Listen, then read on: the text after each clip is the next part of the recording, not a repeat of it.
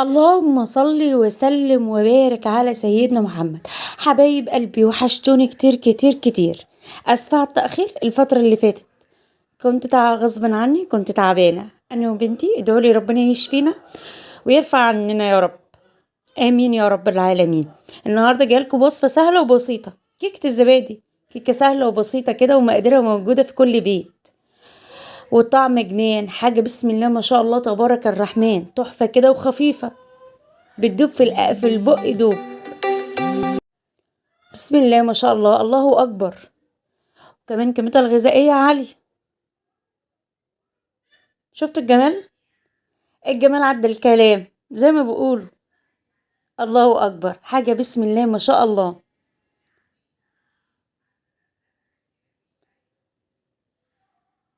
حاجة تحفة. الله أكبر. تعالوا أقول لكم عملتها إزاي. في بولة المطبخ نزلت بكوباية ونص سكر حبيبات بتاع الشاي بتاعنا العادي، ونزلت عليه بثلاث بيضات بدرجة حرارة المطبخ، وضربتهم بالمضرب. لما بقى الخليط بالمنظر ده، خليط كريمي متماسك،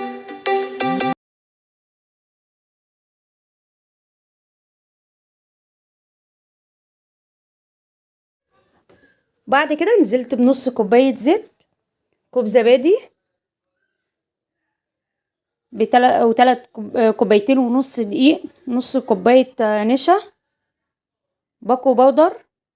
بعد كده نسيت قبل كده الفانيليا، حطيتها في الاخر.